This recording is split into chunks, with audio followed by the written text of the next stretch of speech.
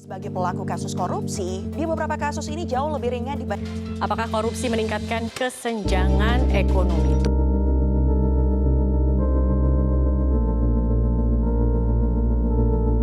Menteri Kelautan dan Perikanan yang terbukti korupsi 25 miliar. Ketimpangan antara penduduk kaya dan miskin justru meningkat. Pemerintah makanya menjaga dan mewujudkan keadilan sosial, bukan bantuan sosial.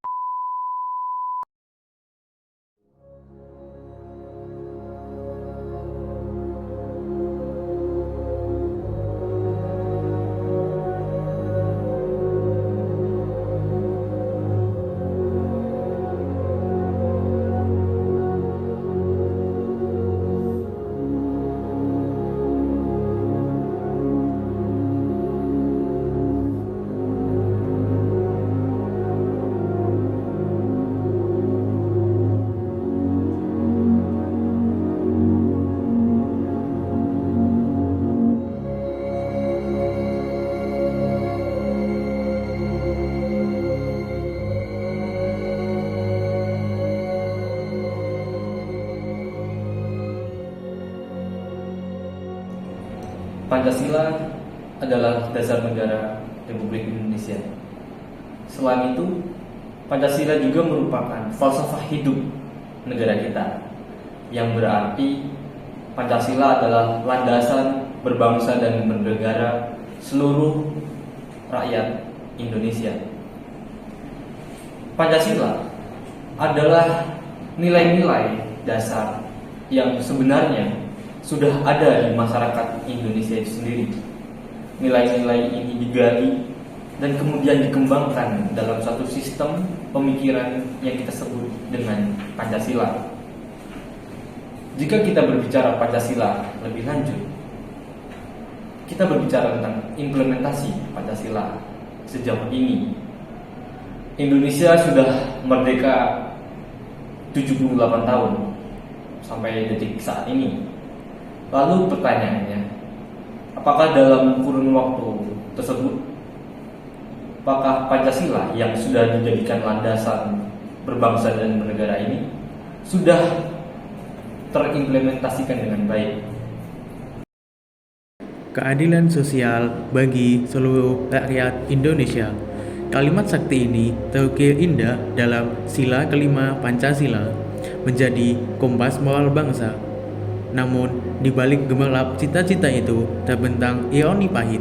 Sebagian masyarakat masih harus berjuang untuk sekedar mencukupi kebutuhan pokok dalam hidupnya dan terjerat masalah kemiskinan. Sedangkan segelintir golongan elit hidup bergelimang harta.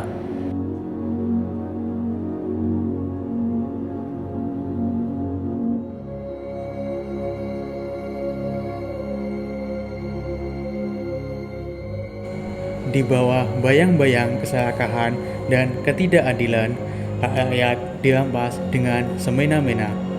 Hak atas tanah, pekerjaan, dan segala aspek kehidupan lainnya diacuhkan demi kepentingan segelintir individu maupun kelompok. Luka ini menganga di tubuh bangsa, menjadi pengingat pahit bahwa keadilan masih jauh dari jangkauan.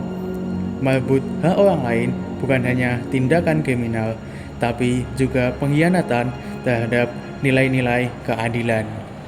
Kita mengambil salah satu sila, yakni sila kelima, keadilan sosial bagi seluruh rakyat Indonesia, yang memiliki arti bahwa sesungguhnya negara Indonesia memiliki tujuan untuk menciptakan keadilan dan kesejahteraan bagi seluruh rakyatnya. Jika kita melihat logo atau lambang dari sila kelima sendiri, itu padi dan kapas. Tentunya ini juga memiliki arti, di mana padi itu melambangkan kebutuhan pokok seperti pangan, terus kapas itu melambangkan sandang, papan pendidikan dan kesehatan. Dan itu juga memiliki arti bahwa negara seharusnya sudah menyiapkan atau memberikan kebutuhan pokok bagi seluruh rakyat Indonesia, sehingga tercipta suatu kondisi atau tujuan negara ini, yakni yakni keadilan sosial bagi seluruh rakyat Indonesia.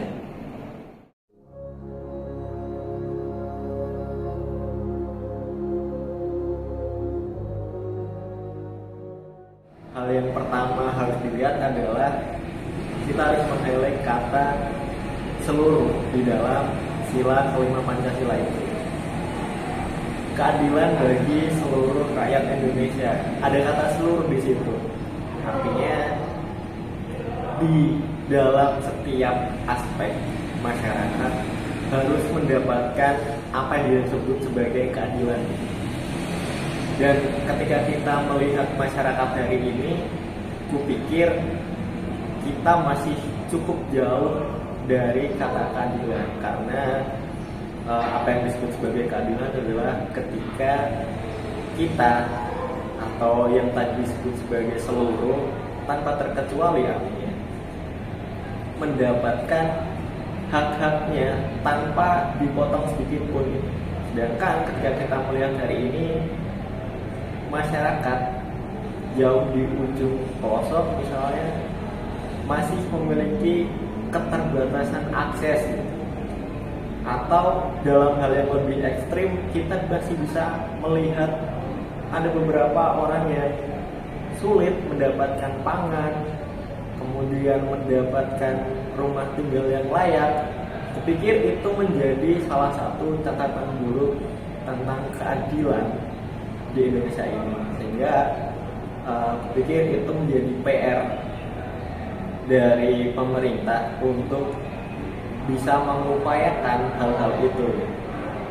Dan sebenarnya menurutku juga termasuk kita sebagai masyarakat, sebagai orang yang lebih bisa dikatakan mampu, harusnya juga memiliki tanggung jawab untuk menciptakan apa yang disebut sebagai keadilan di dalam sila kelima Pancasila. Sehingga dalam hal ini kupikir baik begitu ketika kita memiliki kerjasama dengan pemerintah. Walaupun kalau kita bisa menilik di dalam pemerintahan, mereka yang lebih punya akses, mereka yang lebih punya wewenang, mereka lebih punya kewajiban gitu, karena mereka mewakili apa yang telah kita amanahkan kepada para pemerintah. Sehingga kupikir PR juga pada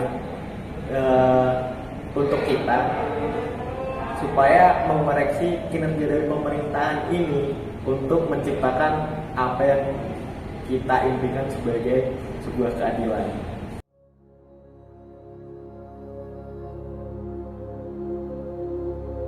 Pancasila jangan hanya sebagai sebuah ideologi maupun falsafah negara yang hanya kita hafalkan di masilanya. Mari kita bertanya lebih lanjut, apakah Pancasila dalam implementasinya sudah memberikan harapan, kesejahteraan, dan keadilan bagi masyarakat Indonesia?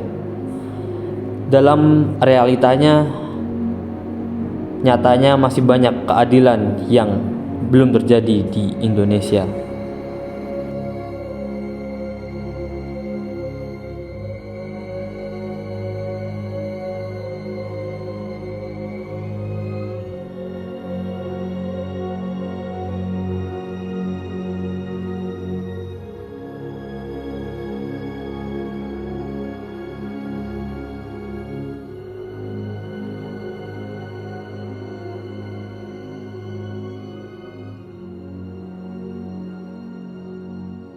Bagi diri saya pribadi itu belum adil, benar itu, belum adil.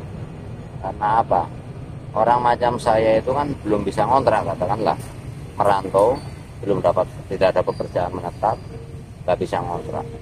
Terus untuk pejabat atau pegawai-pegawai kenegaraan itu kan bikin rumah susun ini. Kenyataannya yang menghuni rumah susun ya orang-orang menengah ke atas, nggak ada orang menengah ke bawah. Lihat aja rumah susun, mobil, motor, aksesoris lengkap dalam, ya. Nggak ada pemulung atau pengamen atau tukang becak tinggal di rumah susun, nggak ada. Cek di seluruh Indonesia. Orang kayak kita tidur itu aja di perko. Kita nongkrongnya itu harus dekat dengan selokan, karena apa? Tempat buang air, tempat cuci tangan. kalau bilang adil ya nggak adil, belum adil. Menurut data resmi dari Badan Pusat Statistik Provinsi Daerah Istimewa Yogyakarta, persentase penduduk miskin secara nasional pada bulan Maret tahun 2023 di Indonesia sebesar 9,36%. Sedangkan secara spesifik di Provinsi Daerah Istimewa Yogyakarta pada Maret tahun 2023, persentase penduduk miskinnya sebesar 11,04%. Jumlah tersebut menurun sebesar 0,30% daripada persentase masyarakat miskin pada bulan Maret tahun 2022. Jumlah dari penduduk miskin tersebut sebesar 448,47 ribu orang. Jumlah tersebut turun sebesar 15,2 ribu orang daripada bulan September tahun 2022 dan turun sebesar 6,29 ribu orang terhadap bulan Maret tahun 2022. Sedangkan indeks rasio ketimpangan ekonomi penduduk Provinsi Daerah Istimewa Yogyakarta pada Maret tahun 2022 sebesar 0,439 dan pada bulan September tahun 2022 naik sebesar 0,459 dan pada bulan Maret tahun 2023 indeks rasio ketimpangan ekonominya turun lagi menjadi sebesar 0,449.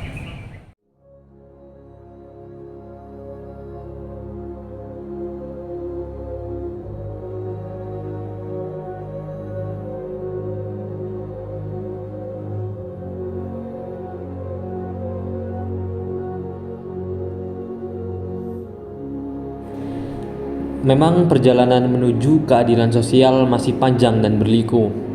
Masih banyak rakyat yang belum merasakan keadilan secara merata. Kesenjangan ekonomi, akses pendidikan, dan pelanggaran hak asasi manusia masih menjadi batu sandungan di dalam republik ini. Meskipun penerapan keadilan sosial masih jauh dari harapan, bukan berarti kita boleh menyerah. Keadilan sosial bukan utopia, tetapi dengan cita-cita mulia yang dapat diraih dengan kerja keras dan komitmen bersama. Marilah kita kobarkan semangat perjuangan untuk mewujudkan keadilan sosial bagi seluruh rakyat Indonesia.